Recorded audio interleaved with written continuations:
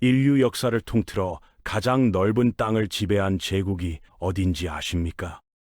로마도 아니고 영국도 아닙니다. 바로 몽골이죠.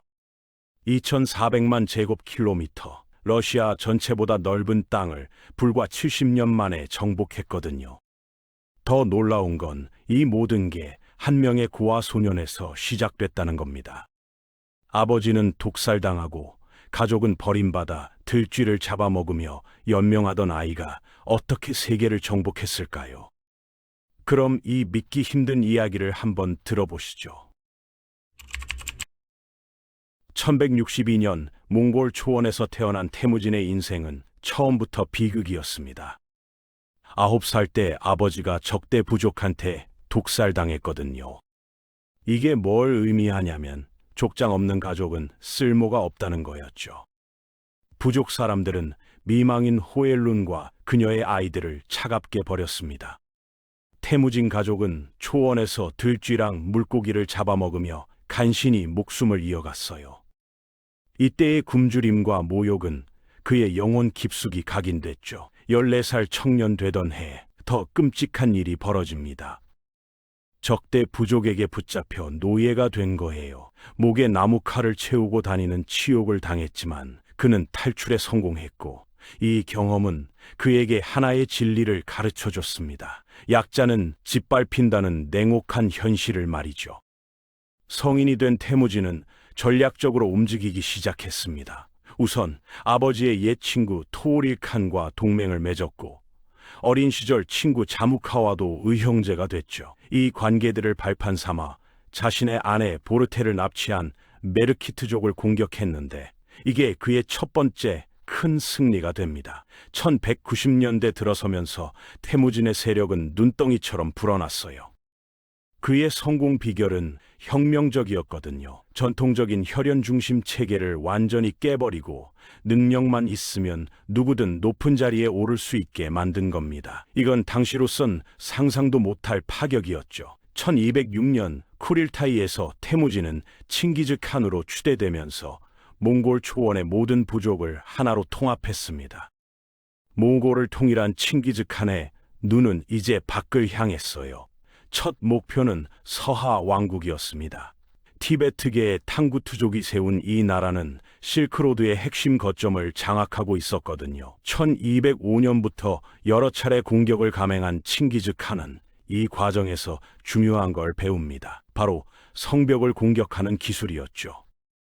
유목민이던 몽골인들에게 공성전은 완전히 새로운 영역이었으니까요. 1211년에는 훨씬 큰 먹잇감을 노렸습니다. 중국 북부를 지배하던 금나라였어요. 금나라는 인구도 많고 경제력도 막강했지만 내부 부패와 군사력 약화로 몽골군의 상대가 되지 못했습니다. 그렇다면 몽골군은 왜 그렇게 강했을까요? 첫째, 그들의 기병은 세계 최고 수준이었습니다. 어려서부터 말 타고 활 쏘는 훈련을 받았는데 말은 그들에게 다리의 연장이었고 활은 팔의 일부나 마찬가지였거든요. 게다가 한 명이 평균 3마리에서 5마리의 말을 소유해서 번갈아 타며 하루에 100km 이상을 이동할 수 있었어요. 둘째, 조직력과 정보력이 놀라웠죠. 십진법을 기반으로 군대를 조직했는데 10명, 100명, 1000명, 10,000명 단위로 나눠서 명령 전달이 빠르고 전투 중 유연한 대응이 가능했습니다. 각 부대가 독립적으로 작전을 수행할 수 있었거든요. 셋째, 심리전의 달인이었어요. 도시를 포위하면 먼저 항복을 권유하는데 항복하면 살려주지만 저항하면 철저히 학살했습니다. 이런 공포 전술은 다음 목표물의 저항 의지를 미리 꺾어버리는 효과가 있었죠. 1218년 칭기즈 칸은 중앙아시아의 호라즘 제국과 충돌하게 됩니다. 발단은 작은 사건이었어요. 칭기즈 칸이 보낸 상인 450명이 호라즘 국경 도시 오트라르에서 살해당한 겁니다. 총독이 스파이로 의심했거든요. 칭기즈 칸이 배상을 요구했지만 호라즘의 샤 무함마드는 이를 무시했죠. 치명적인 실수였습니다. 1219년 칭기즈 칸은 20만 대군을 이끌고 호라즘을 침공했고 이 전쟁은 중앙아시아 역사의 분수령이 됐어요. 몽골군은 부하라, 사마르칸트, 헤라트 같은 번영하는 도시들을 차례로 점령했는데 저항하는 도시는 철저히 파괴됐습니다. 특히 니샤푸르는 칭기즈칸의 사위가 전사하는 바람에 보복으로 완전히 멸망당했어요. 주민 174만 명이 학살당했다는 기록도 있을 정도거든요.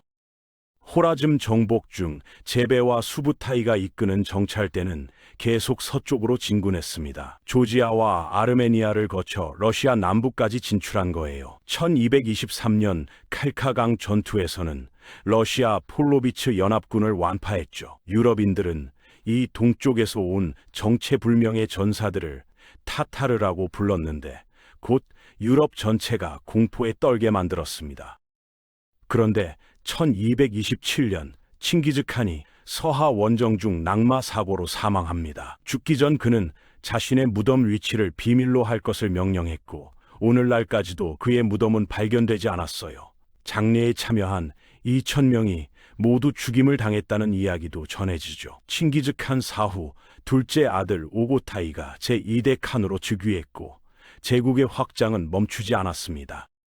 오고타이 칸은 아버지의 유지를 충실히 따랐어요. 1234년 금나라를 완전히 멸망시켰고 카라코룸에 제국의 수도를 건설했죠. 이곳은 동서양 문물이 만나는 국제 도시로 발전했습니다. 1235년 쿠릴타이에서 오고타이는 유럽 원정을 결정했어요. 지휘관은 바투와 수부타이였죠. 1237년부터 몽골군은 러시아 공국들을 하나씩 정복하기 시작했는데 류리크 왕조의 블라디미르 대공국이 1238년 무너졌고 1240년에는 키예프가 함락되면서 키예프 루스 전체가 몽골 지배 아래 들어갔습니다. 동슬라브 세계의 중심이 완전히 무너진 거죠. 몽골군은 멈추지 않고 폴란드와 헝가리로 진격했어요. 1241년 리그니츠 전투에서 폴란드 독일 연합군을 모히 평원에서 헝가리군을 격파했습니다. 1241년 봄, 유럽은 패닉 상태에 빠졌어요. 몽골군이 빈을 위협하고 있었고 이탈리아와 독일도 안전하지 않았거든요. 교황이 십자군 소집을 시도했지만 유럽 군주들은 공포에 질려서 제대로 대응하지 못했습니다. 몽골군은 지금까지 맞서본 어떤 적보다 강했으니까요. 그런데 갑자기 몽골군이 철수하기 시작했어요. 1241년 12월 오고타이 칸이 사망했다는 소식 때문이었죠. 몽골 관습에 따르면 모든 왕자들은 새로운 칸을 선출하는 쿠릴타이에 참석해야 했거든요. 바투는 군대를 이끌고 동쪽으로 돌아갔고 유럽은 가까스로 재앙을 피했습니다. 만약 오고타이가 조금만 더 오래 살았다면 유럽의 역사는 완전히 달라졌을 거예요. 오고타이의 죽음 후 제국은 내분에 휩싸였습니다. 후계자 구유크는 불과 2년 만에 사망했고 1251년 칭기즈칸의 막내 아들 톨루이의 장남 몽케가 제4대 칸이 됐어요. 몽케는 강력한 개혁을 추진했죠. 부패한 관료들을 숙청하고 재정 시스템을 정비했으며 제국 전역에 인구 조사를 실시했습니다. 그의 통치 아래 제국은 다시 한번 정복 전쟁에 나섰는데 몽케는 두 동생에게 중대한 임무를 맡겼어요. 훌라구는 서쪽의 이슬람 세계를, 쿠빌라이는 남쪽의 송나라를 공격하라는 지시를 받았죠. 1256년 훌라구는 중동 원정을 시작했고 첫 목표는 암살교단으로 유명한 이스마일파의 본거지였습니다. 알라무트 요새가 함락되면서 중동을 공포에 떨게 하던 암살단은 역사에서 사라졌어요.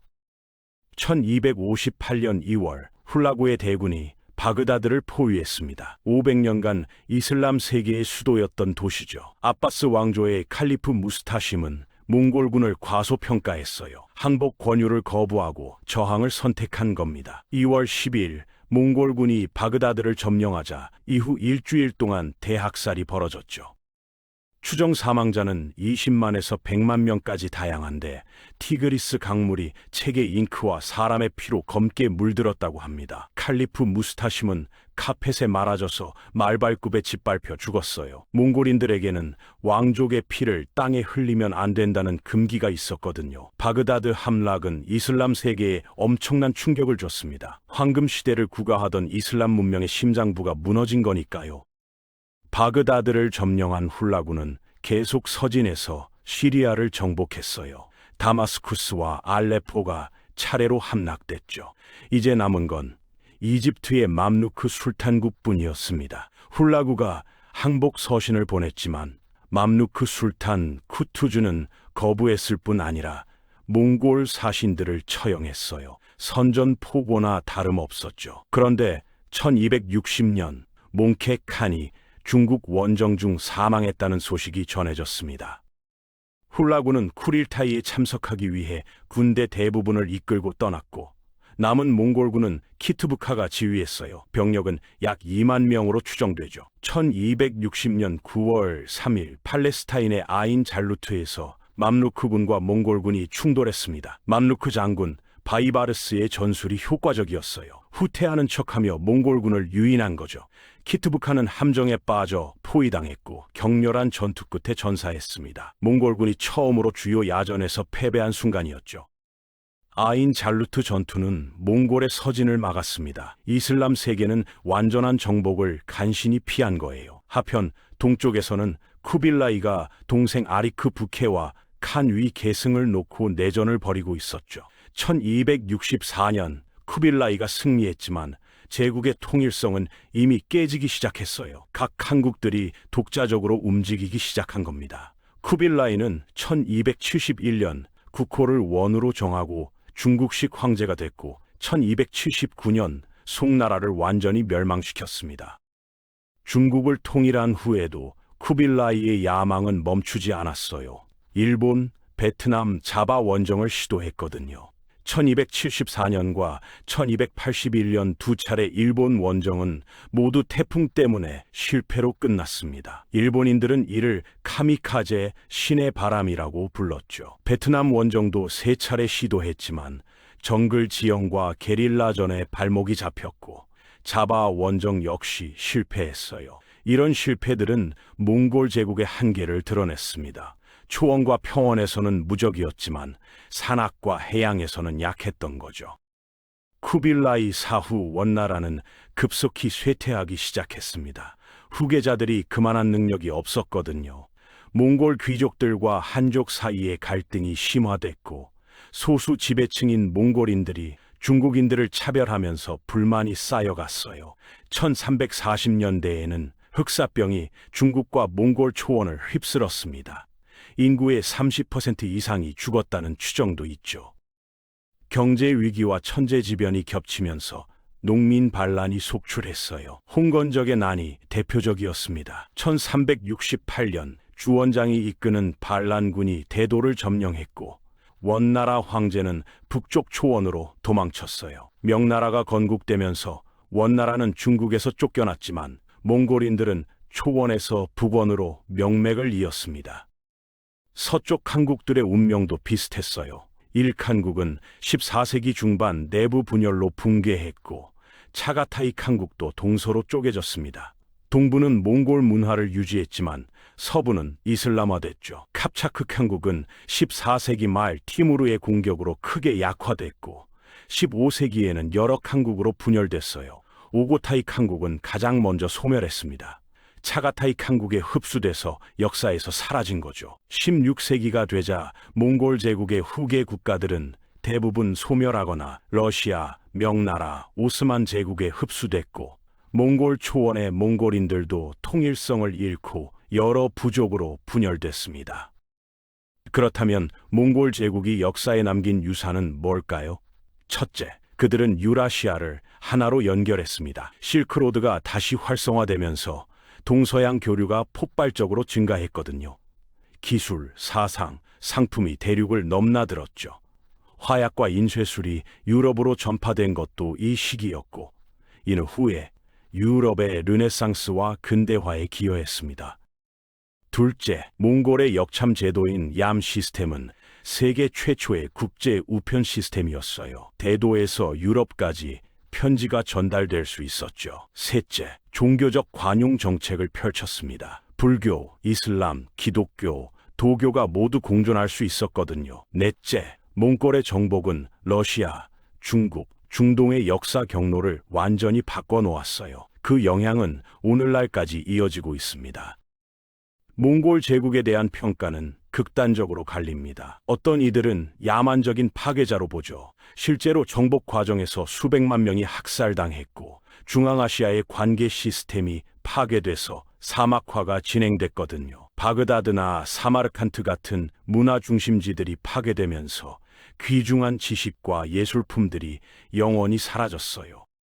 하지만 다른 시각도 있습니다. 몽골 제국이 세계화의 첫 번째 물결을 일으켰다는 평가죠. 그들의 법률 체계인 야사는 비교적 합리적이었고 능력주의를 바탕으로 했으며 부패한 관료는 가차없이 처벌받았어요. 몽골 치하에서 상인들은 안전하게 여행할 수 있었고 팍스 몽골리카는 실크로드의 황금기를 가져왔습니다.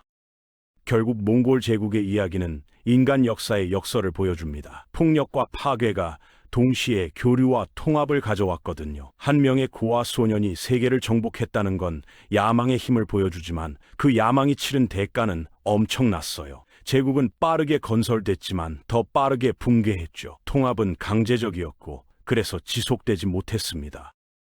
몽골 제국은 말 그대로 칼로 세운 제국이었어요. 칼은 영토를 넓힐 수 있었지만 사람들의 마음을 얻을 수는 없었던 겁니다. 오늘날 몽골은 인구 300만의 작은 나라지만 그들의 조상이 세계사에 남긴 흔적은 지워지지 않습니다. 몽골 제국의 흥망성쇠는 우리에게 질문을 던져요. 힘과 정복이 위대함의 기준일까요? 아니면 문화와 유산이 진정한 가치일까요? 이 질문에 대한 답은 여전히 논쟁 중입니다.